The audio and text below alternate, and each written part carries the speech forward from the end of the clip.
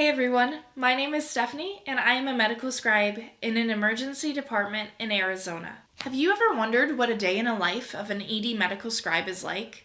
Maybe your dream is to work in the ED. Or maybe you've only seen TV dramatizations of it, like on the show ER or Grey's Anatomy. Either way, stay tuned to this video if you're interested in what the day in a life is like for a real ED medical scribe who gathers real patient stories.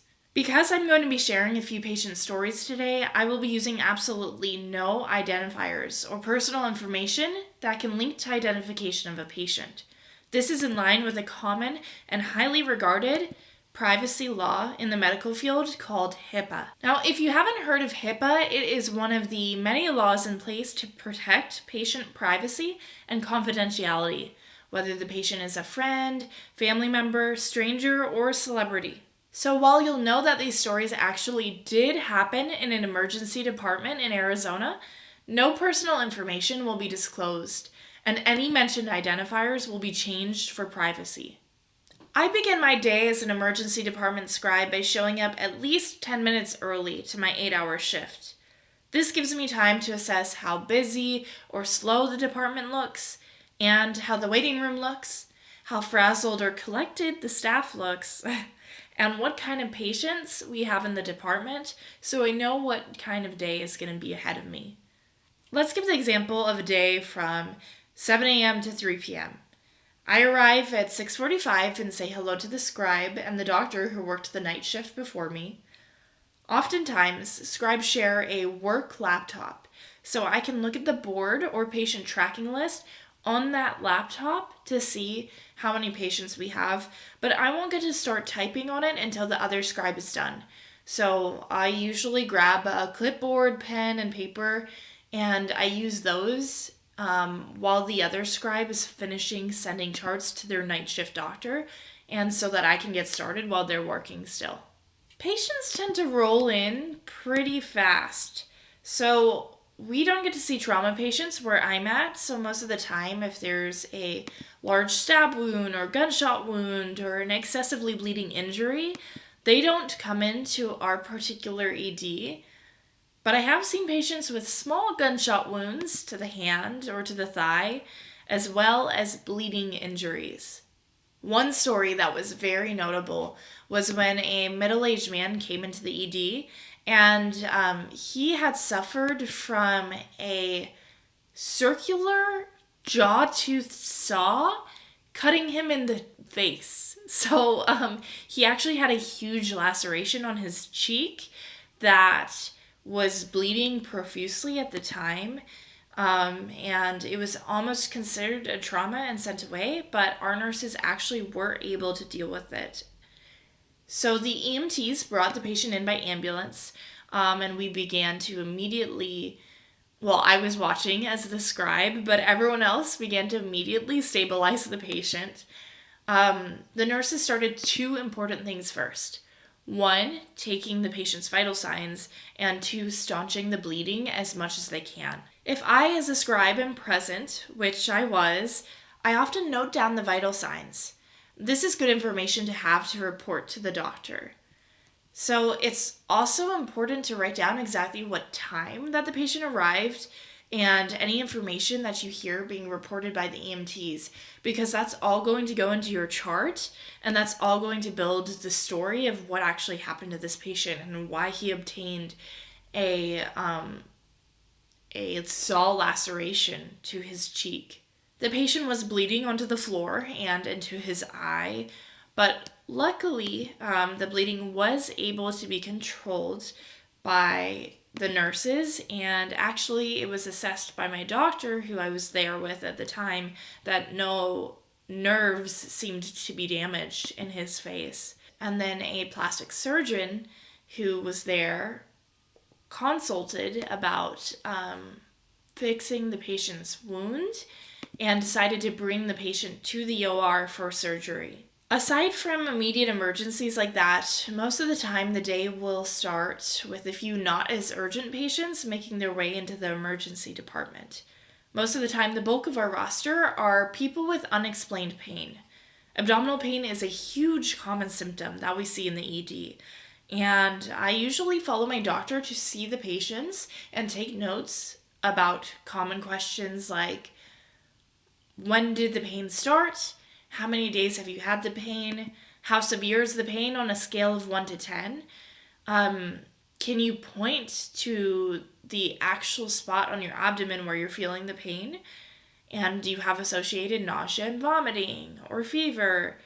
And other questions like that the doctor is going to go through with every patient that they see.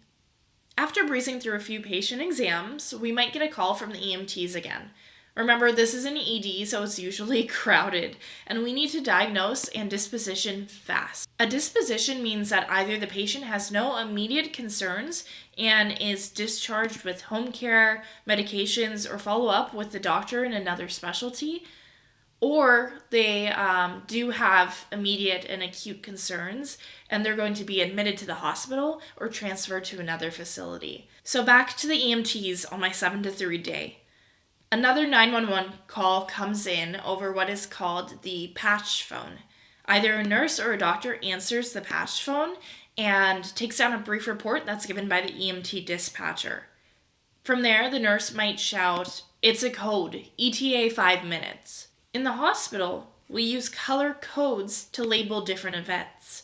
So a code red might mean that there's a fire in the hospital or in the facility, and a code gray might be that there's a violent person or combative patient in the hospital that they need security to help on. But 99% of the time, when a nurse or someone calls a code in the ER, they're referring to a code blue. A code blue means that a patient is coming in that has no pulse. So they're either in cardiac or respiratory arrest and their heart is not beating, which means that during a code, CPR is going to be performed. So the whole ED moves into action. The nurses and the ED technicians will start to set up a code room, which is usually the largest room that's close to the ambulance entrance so that the patient can be brought in quickly. A code card is set up, a respiratory therapist arrives and hooks up supplemental oxygen to a face mask. Different roles are assigned. I, as the medical scribe, often tuck myself in the corner of the room. It's important that I stay away from the code cart, cabinets and supplies, stools, and the sharp spin, because it's my job to be inconspicuous in the corner and not get in the way of the code team, but also try to hear and see what's going on the whole time. If I'm able to see the whole time, that's the best case scenario, but what's most important is that I can hear everything that gets discussed in the room, and ideally that I can see a clock, so I can calculate what time the patient arrives, what time different interventions are done. I also sometimes write down what time medications are given, but there is a nurse recording that part of it too. So knowing when the medications go in, if you're not familiar with medications, that's not a part of your job, so that's not something to stress about. But getting the most information possible is always great. The EMTs will arrive with a patient who's receiving CPR, usually by a Lucas machine, which is an automated CPR machine that has been shown to give better CPR than most manual CPR. But if there's not a machine available, then an actual human being will be performing manual CPR on the patient, just like in all those ER shows. And then the patient gets transferred from the backboard to the bed in the hospital. I write down what time the patient arrives, any information that the EMTs report as they're walking in, and absolutely anything that my doctor calls out. If we're lucky, we witness a miracle and the person is resuscitated. Sometimes proper CPR, oxygen, epinephrine, drug overdose reversal can bring a patient back. However, a lot of times, none of these life-saving efforts actually work for the patient. And as an ED medical scribe, I witness death. Not daily, not weekly, probably not even once a month, but it is a part of my job. And sometimes I am present for the conversations too that my provider has with the patient's family and loved ones, and that can almost be harder to witness than the actual death itself. However, as an ED scribe, it's something that is a part of the job and you'll get used to, and it can kind of help you realize how you would deal with that if you're working that situation in the future. If your goal is to become a healthcare worker, you're going to encounter death anywhere you work. So it's important to keep all that in mind. But that code might have come in at 11 in the morning and you're still working till 3. So you have plenty more patients to go see with your provider. So you need to find a way to collect yourself if you need it and then get ready to see more patients. For my scenario, during that same day, we would go see more patients, do more exams. Sometimes I'll watch a doctor do a procedure. So they could be suturing up injuries, repairing dislocated shoulders, or performing lumbar punctures. Also, you might see some sensitive information while working in an ED. So you might get a patient who comes in and reports a sexual assault. And in that scenario, it's important to keep really calm, distant, but respectful body language and write down everything that they report. Usually a police officer comes in and then also takes a report from them and they get sent to another specific facility for that. Sometimes you'll have a person who's been arrested and is in police custody, so keeping calm body language there is really good too, and just being respectful, understanding that everyone has different circumstances, and with an officer there as well as security on the floor, there's not really much to be afraid of. Just use your wits, keep your wits about you, and as a scribe, you're kind of floating in the background anyways, so you're not really exposed to that many angry outbursts or anything like that.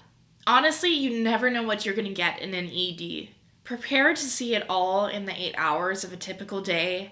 And yes, the craziness typically comes in waves with lulls so that you can take a break, drink some water, eat a snack. You do have time to do all of those things as well. But just expect that during the busy season, which is usually around the holidays, in the summer, and now constantly because of COVID, you are going to have patients constantly rolling into the ED, and they're going to have all different kinds of complaints that you're going to try to write down as much information as possible for with your doctor.